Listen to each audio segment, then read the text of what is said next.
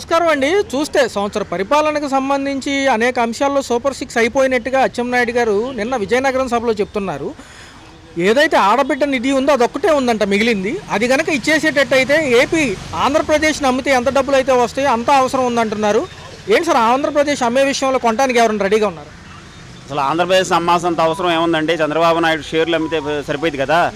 చంద్రబాబు నాయుడు సంబంధించిన హెరిటేజ్ ఏదైతే ఉన్నాయో హెరిటేజ్ షేర్లు అమ్మేది సరే మీరు ఇచ్చిన హామీల మేరకు ఆడబిడ్డ నిధి కింద ఒక్కొక్క మహిళకు సంవత్సరానికి మీరు నెలకు 1500 ఏదైతే ఇస్తున్నారో అవి మొత్తం ఇచ్చి తీరాల్సిందే. మీరు అంటే ఈ ఆర్థిక సంబంధించిన ఈ అన్ని బేరీజ్ అన్నీ వేసుకోకుండానే మీ నోటి వచ్చి హామీలు ఇచ్చారా ఏంటి?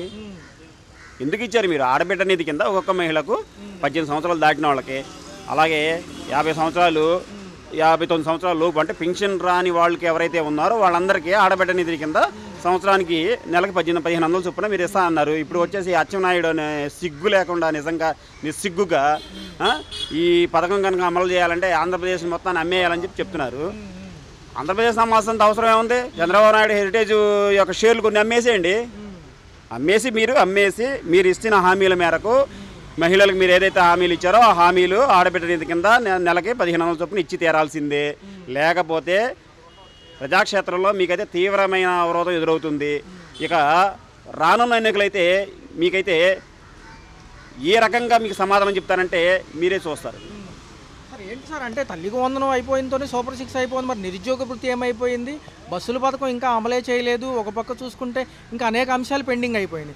చాలామందికి లిస్టులో పేరు రాలేదంటున్నారు. అసలు ఎలా చూడాలి? పాత ఇచ్చిన పథకాలు కూడా అరకొరగానే అందినాయి కదా, ఎక్కడ కూడా ఫుల్ ఫ్లెడ్జ్డ్కి ఎక్కడ ఇచ్చారు? ఏది ఇచ్చారండి? వాళ్ళు కేవలం అధికార దర్పం కోసం. ఇప్పుడు ఒకటండి, మనకి అధికార దర్పం ఒక ప్రోటోకాల్ కావాలి, ఉచితంగా అప్పలంగా ఒక హోదా అనుభవించాలంటే దానికి ఏదంటే కావాలంటే రాజకీయం కావాలి.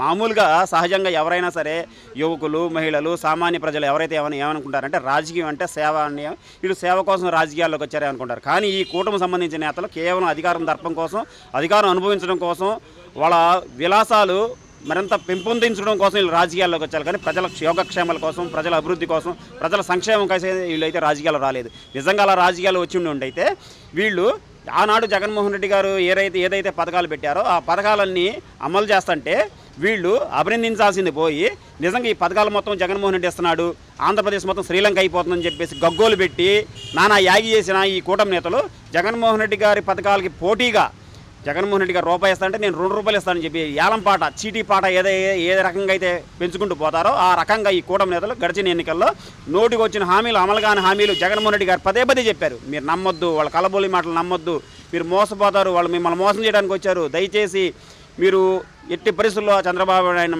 నా మాటలు నమ్మొద్దు.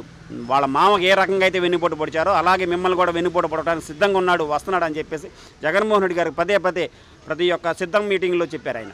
కానీ ప్రజలు ఏంటంటే చంద్రబాబు నాయుడు నిజంగా మారాడేమోలే, నిజంగా ఆయనలో పరివర్తన వచ్చిందేమోలే, ప్రజల మీద ప్రేమ పెరిగిందేమో అని చెప్పేసి ఆయనకు ఒక అవకాశం ఇచ్చారు.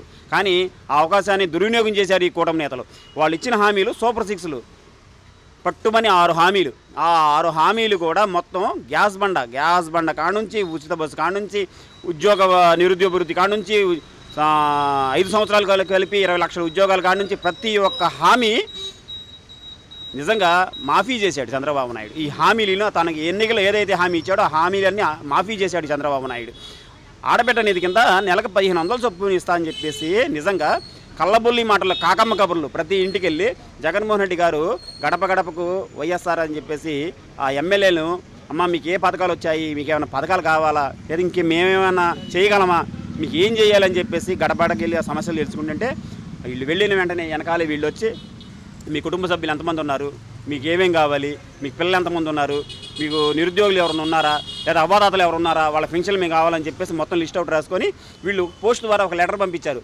మీరు ఈ పథకం కింద దగ్గర 1,50,000 రూపాయలు శాంక్షన్ అయింది, మా ప్రభుత్వం వస్తే మీకు వచ్చిన మొదటి సంవత్సరంలోని ఈ పథకాలన్నీ, ఈ డబ్బులన్నీ మీకు అందుతాయి, డైరెక్ట్ మీకు డీబీటీ ద్వారా మీ అకౌంట్లో పడతాయని చెప్పేసి కళ్ళబొల్లి మాటలు, కాకమ్మ కబుర్లు ఆ ప్రజలకు ఆశ కలిపే వాళ్ళ దగ్గర ఓట్లు దండుకున్న దుర్మార్గులు ఈ కూటమి నేతలు. ఇప్పుడు తీరా ఆచరణల దశలోకి వచ్చేసరికి ఈ పథకం అమలు చేయాలంటే ఆంధ్రప్రదేశ్ని అమ్ము. అసలు ఆంధ్రప్రదేశ్ అమ్మాల్సిన అవసరం ఏంటరా బాబు నీకు? అసలు ఆంధ్రప్రదేశ్ అమ్మాల్సిన అవసరం నీ బాబు జాగీరా ఆంధ్రప్రదేశ్.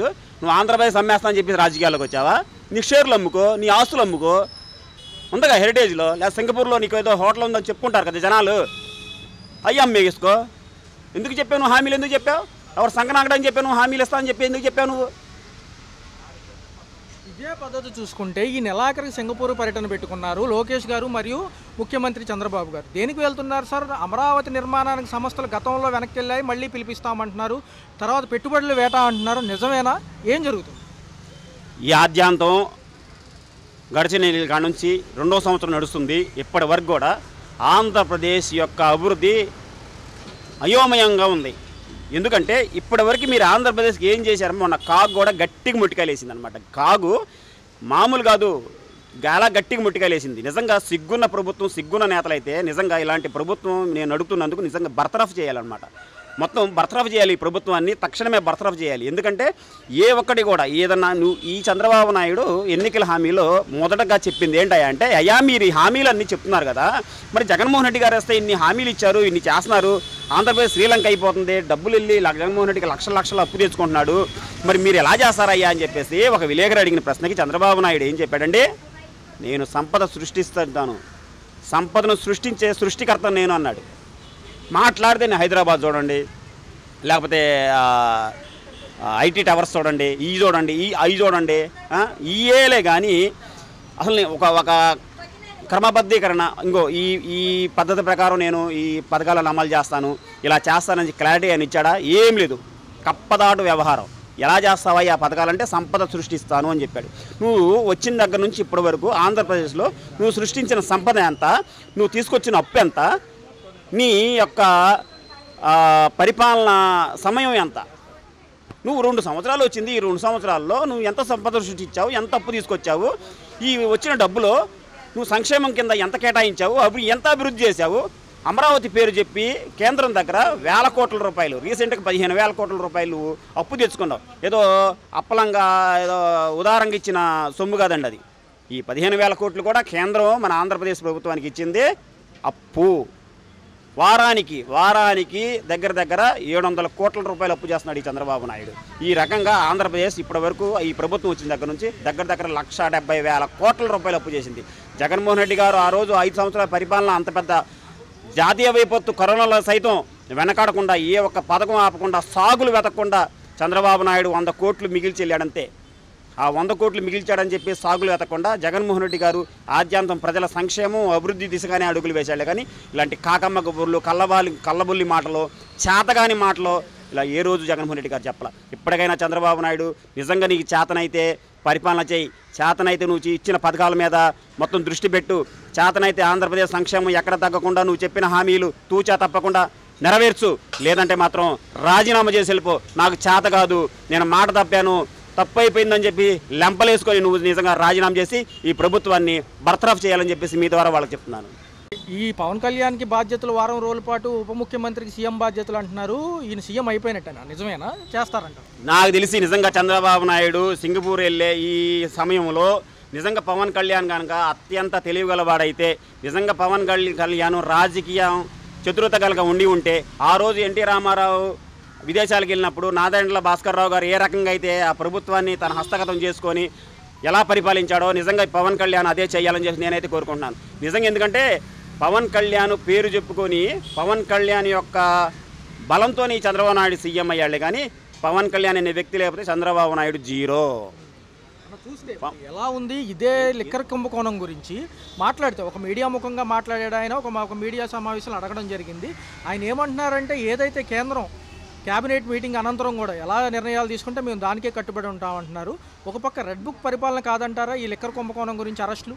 నేను ఒకటే చెప్తున్నాను, లిక్కర్ కుంభకోణంలో గత ప్రభుత్వంలో ఈ మద్యం మొత్తం ప్రభుత్వం చేతుల మీదుగానే జరిగింది, ప్రభుత్వం యొక్క ఆధీనంలోనే ఉండింది. అయితే ఇప్పుడున్న లిక్కర్ వ్యాపారం మొత్తం ప్రైవేటీకరణ అయిపోయింది. ఉజ్జాయింపుగా ఎవరైనా సరే, ఒకతను ఔత్సాహికుడు ఎవరైనా సరే ఒక లిక్కర్ సంబంధించిన దుకాణం తీసుకోవాలంటే మీకు లాటరీ ద్వారా ఎన్నిక చేశారు. లాటరీ ద్వారా వచ్చిన ఆ 2 లక్షలు 3 లక్షల రూపాయలు నిజంగా వీళ్ళు చెప్పేది ఏంటంటే, నేను ఒకటే చెప్తున్నాను, ఈ ప్రభుత్వానికి మీ ద్వారా వాళ్ళకి తెలియజేస్తున్నాను, ఈ చూస్తున్న వ్యూవర్స్ కూడా ఈ నేను చెప్పిన విషయం గమనించాలని కోరుకుంటున్నాను. ఏంటంటే వాళ్ళు ఏమంటున్నారంటే, ఈ లిక్కర్ సంబంధించిన ఏదైతే అమ్మారో అవన్నీ గూగుల్ పే, ఫోన్పేల ద్వారా ఆన్లైన్ ట్రాన్సాక్షన్ జరగలేదు అంటున్నారు. ఎస్ నిజమే జరగలేదు, నేను కాదనేది లేదు. అయితే ఇప్పుడు జరుగుతున్న ఏదైతే లిక్కర్ సంబంధించిన ఈ చీటీ పాటలు అయితే, లాటరీ అయితే, ఏదైతే ఉన్నాయో అవన్నీ నిజంగా ఆన్లైన్ ద్వారా జరిగినాయా?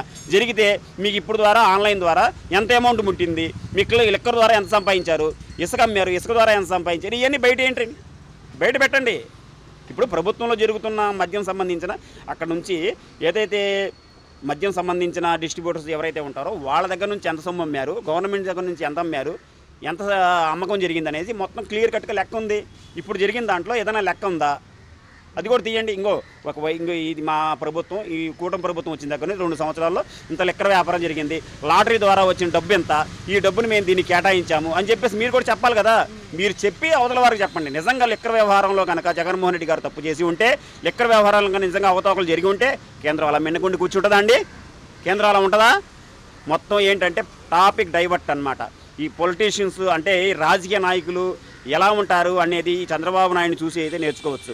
ప్రజల యొక్క సంక్షేమం, ప్రజల యొక్క అభివృద్ధి ప్రశ్నిస్తారని చెప్పేసి ఈ రకంగా వైఎస్ఆర్ కాంగ్రెస్ పార్టీ మీద లేనిపోని కేసులు బనాయించి అరెస్టులు చేస్తుంది. నిజంగా ఇవన్నీ ప్రజాక్షేత్రంలో కాదు, న్యాయస్థానం కూడా నిజంగా ఇవన్నీ కొట్టిపడేస్తాయి. రానున్న రోజులు కడిగిన ముత్యంలో వైఎస్ఆర్ కాంగ్రెస్ పార్టీ సంబంధించిన నాయకులు మళ్ళీ బయటికి వస్తారని చెప్పేసి మీ ముఖంగా వాళ్ళకైతే తెలియజేస్తున్నాను. మిథున్ రెడ్డి గారిని ఇవాళ ములాఖత్తులో పెద్దిరెడ్డి రామచంద్రారెడ్డి గారు కలవబోతున్నారు. రాజమండ్రి సెంట్రల్ జైల్లో ఉన్నారు.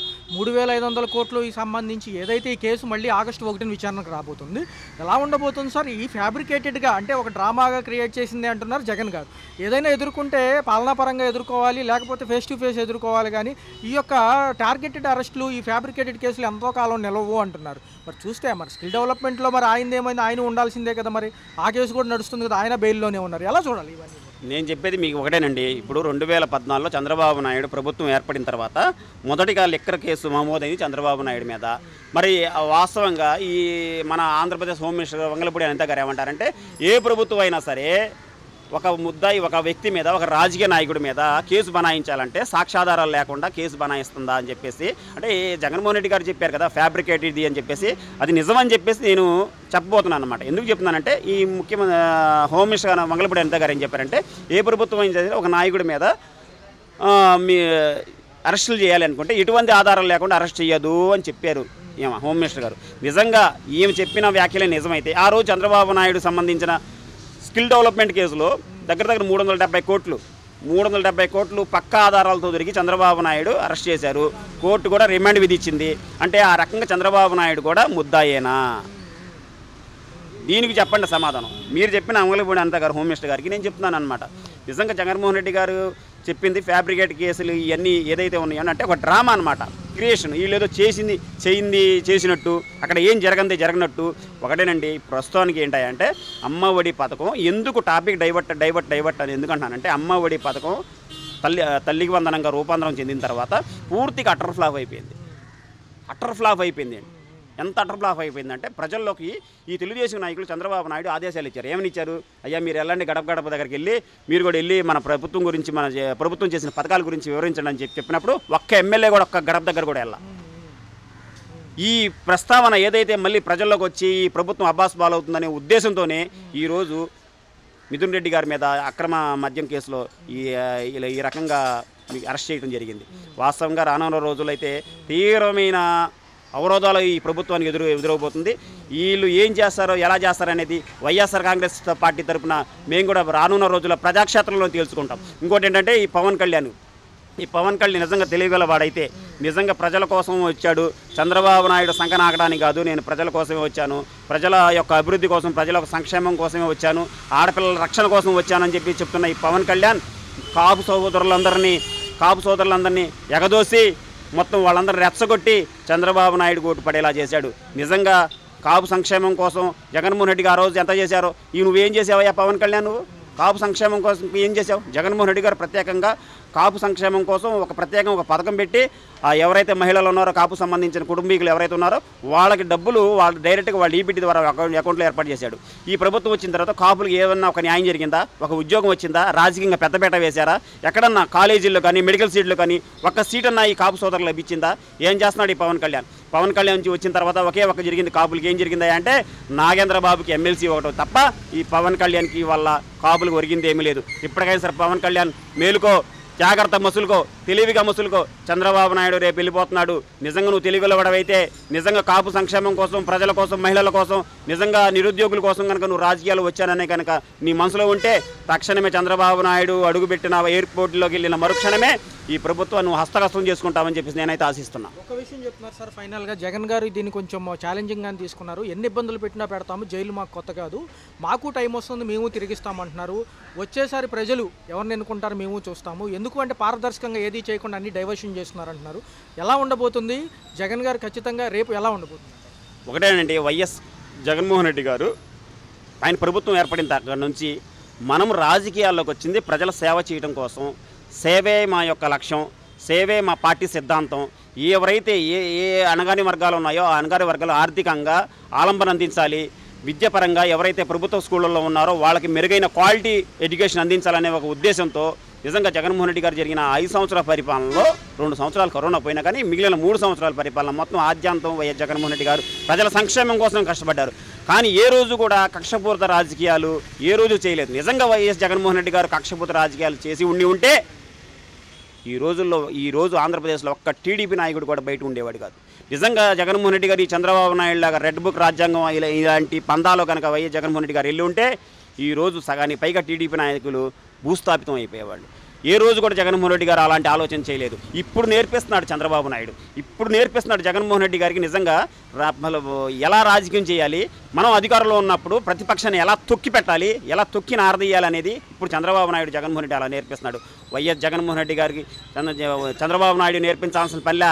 ఇలాంటి చంద్రబాబు నాయుడు ఎన్ని కేసులు పెట్టినా సరే వైఎస్ఆర్ కాంగ్రెస్ పార్టీ నేల కొట్టిన బంతిలాగా మళ్ళీ ఉవ్వెత్తులు లెగుస్తుంది. మళ్ళీ 2029 ఎన్నికల్లో బాంచ చంద్రబాబు నాయుడు, లోకేష్, పవన్ కళ్యాణ్ ఆంధ్రప్రదేశ్ వదిలి పారిపోయేలాగా తీర్పు ప్రజల నుంచి రాబోతుందని చెప్పేసి మీ ద్వారా వాళ్ళకి తెలియజేస్తున్నాను. హలో, తెలుగు రాజ్యం ఛానల్ చూస్తున్నారా? సామాజిక, రాజకీయ, జీవన చిత్రణే తెలుగు రాజ్యం. అతిశయోక్తులు, అసత్యాలు ఉండవు. రాజకీయ కోణం కాదు, ప్రజా కోణమే కొలబద్ద.